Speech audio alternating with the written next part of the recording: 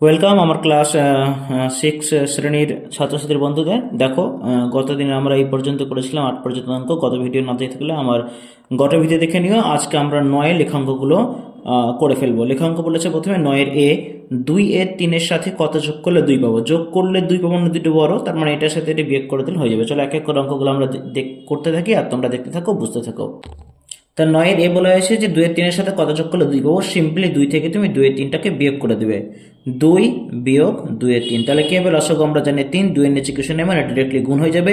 3 দুগুণে 6। দেখো লসাগুর সঙ্গে হর যদি একই হয়ে যায় তাহলে লবটাও একই থাকবে, তাহলে 6 বিয়োগ 2 হয়ে গেল।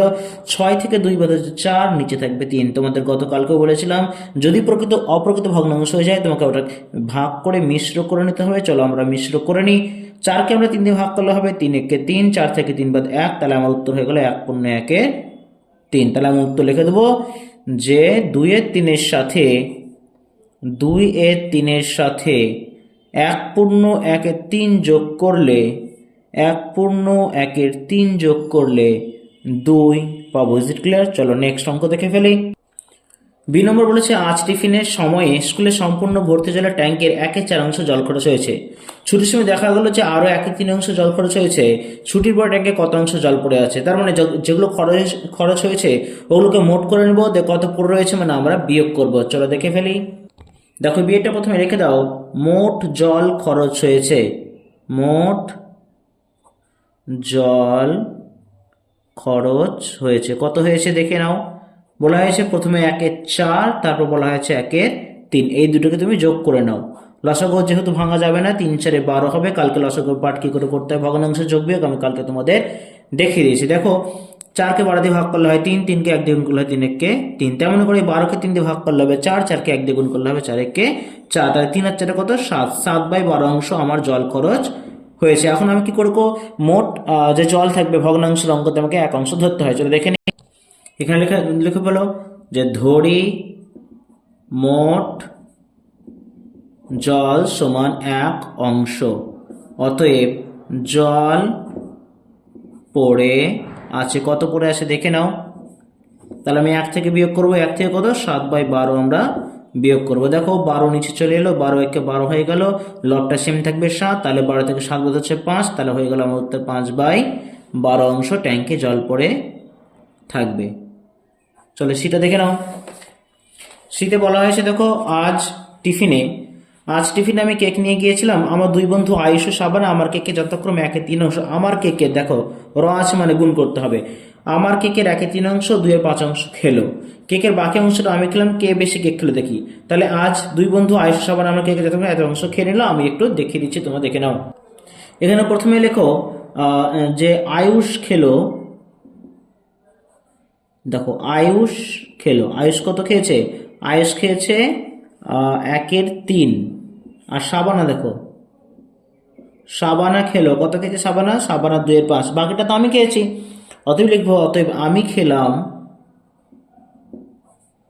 আয়ুষ সাবানা খুব বদমাস্ত, আমার কেক খেয়ে নিচ্ছে তাই না। চলো আমি খেলাম দেখে নিই। 1 বিয়োগ কি করব, ওই দুটো আয়ুষ সাবানার অংশগুলো আমরা যোগ করে বিয়োগ করে দেবো। তাহলে দেখো 1 বিয়োগ 3, 5 লসাগু হচ্ছে 15। 15কে 3 দিয়ে ভাগ করলে হবে 5, 5কে 1 দিয়ে গুণ করলে হবে 5, আবার 15কে 5 দিয়ে গুণ করলে হবে 3, 3কে 2 দিয়ে গুণ করলে হবে 3 দুগুণে 6। তাহলে 1 বিয়োগ 5 আর 6 11, তাহলে 11/15। এটাকে আবার করে দাও। 15 হচ্ছে লসাগু, এর নিচে কিছু নাই, 15 15, এটা সেম থাকবে 11। তাহলে 15 থেকে 11 বাদ হয়ে যাবে আমার কত 4, তাহলে উত্তর হয়ে গেল 4/15 অংশ। যেটা কার জন্য? সেটা আমার জন্য। আমি খেলাম কত 4/15 অংশ। এখন আমরা ছোট থেকে বড় হয়ে সাজিয়ে দেখে নেব যে আসলে কে বেশি কেক খেয়েছে। তার মানে এখানে পেয়েছিলাম, দেখো আমি পরের পাতে যাই। এখানে দেখেছিলাম দেখো আয়ুষের ব্যাপারটা দেখো, আমি এভাবে পরপর লিখব। আয়ুষ খেয়েছিল কত 1/3। সাবানা খেয়েছে কত? সাবানা খেয়েছে 2/5। আবার এটাকে আমি খেয়েছি কত সেটা দেখো, আমি খেলাম কত? তাহলে আমি খেলাম এখানে দেখো লেখা আছে 4/15, তাহলে আমি লিখবো এখানে 4/15। তাহলে এগুলো প্রত্যেকটা সমান দিয়ে একটা করে দাগ দিয়ে রাখো। আমাদেরকে হর সমান করে দেখতে হবে আসলে কে বেশি খেলো। এই যে হর সমান করবো তো কি করবো, 3 5 আর 15 আমরা লসাগু করবো তো কালকে আমরা দেখিয়েছিলাম এই ধরনের অঙ্কগুলো। 3 দিয়ে যাবে, 3 1 3, 5 যাবে না, 3 5 15, 5 দিয়ে যাবে, 5 1 5 1 1, তাহলে আমার 3 গুণ 5 সমান কত হলো 15 হলো, লসাগু হচ্ছে 15। তার মানে আমাকে হরগুলোকে সবগুলোকে 15 করতে হবে। 3 5 15 মানে 1 গুণ 5, 3 গুণ 5, 5 1 5, 3 5 15। এটা 5 আছে, 3 5 15, 2 গুণ 3, 5 গুণ 3, 3 দুগুণে 6, 3 5 15। এটা সেম আছে, তাহলে এটা 1 দিয়ে গুণ করতে হবে, তাহলে এটা হলো 4/15। এখন দেখো তো, আয়ুষ হচ্ছে লবে আছে 5, সাবানা আছে 6, আমি 4, তাহলে কে বেশি খেলো? সাবানা বেশি খেলো। দেখছো, সাবানা আমার কাছ থেকে নিয়ে বেশি খেয়ে নিয়েছে, লিখে দাও। অতএব সাবানা সবচেয়ে বেশি খেলো, সাবানা বেশি কেক খেলো, সাবানা বেশি কেক খেলো। চলো আমরা নেক্সট চলে যাই ডি নম্বর। ডিতে কি বলা হয়েছে দেখো, ডিতে বলা হচ্ছে রতনবাবু তার 25 বিঘা জমির মধ্যে 16 বিঘা জমিতে পারচেস করেছেন, উষাদেবী 15 বিঘা জমির মধ্যে 8 বিঘা জমিতে পারচেস করেছেন। হিসাব করে দেখি রতনবাবু ও উষাদেবী তাদের জমির কত অংশে পারচেস করেছেন ও কে বেশি পরিমাণ জমিতে পারচেস করেছেন। দেখে নি রতনবাবু কত করেছে। দেখো, রতনবাবু চাষ করেছে, রতনবাবু কি ওর জমি ছিল কত? 25 বিঘা, তাহলে নিচে দিবা 25, চাষ করেছে 16, তাহলে এটার অংশ। রতনবাবু চাষ করেছে 16/25 অংশ। এখানে লিখবা, তার নিচে লিখবা উষা দেবী। উষা দেবীর জমি কত? উষা দেবীর জমি হচ্ছে 15 বিঘা, আর চাষ করেছে 8, তাহলে 8-এর 15 অংশ। এখন আমরা দেখে নেবো কে বেশি জমিতে চাষ করেছে। ঠিক আছে, তাদের জমির কত অংশে, কত অংশ তো পেয়ে গেলাম, এখন দেখবো কে বেশি অংশে চাষ করেছে। চলো আমরা কি করব, এখানে রেখে দেবো 16/25, সেম জিনিস আগের মতোই আমরা হরটাকে সমান করে দেখব আসলে কে বেশি চাষ করেছে। একটা করে দাগ দিয়ে দাও। কি করব, 25 আর 15 লসাগু করব। তো লসাগু করতে শিখে ফেলেছ, 25 আর 15, 5 দিয়ে 5 5 25, 3 5 15, তাহলে হয়ে গেল 5 গুণ 3, 5 5 25, 3 25 75।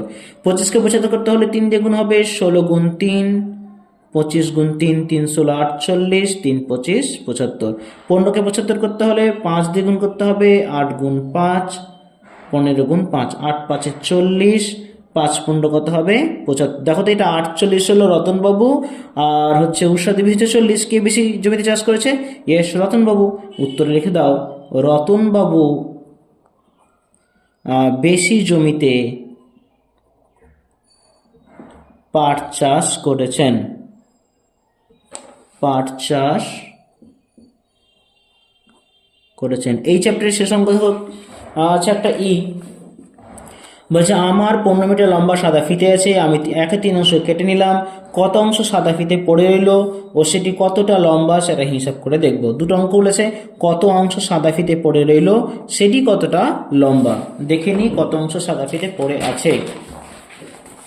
দেখো নাম্বার কাটা হয়েছে কত সেটা দেখে নাও। কেটে নিলাম, কত কেটে নিলাম? 1/3 অংশ, তাহলে বাকিটা পড়ে আছে, তাই তো? অতএব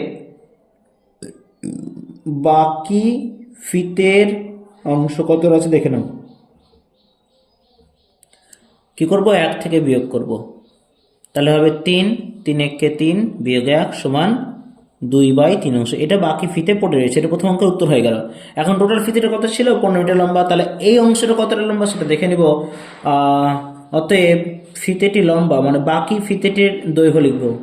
ফিতেটির দৈর্ঘ্য ছিল টোটালটা 15, কেটে নিয়েছি কত না, বাকি পড়ে আছে কত? 2/3, তাহলে কাটাকুটি করো, 3 5 15, তাহলে 5 দুগুণে কত?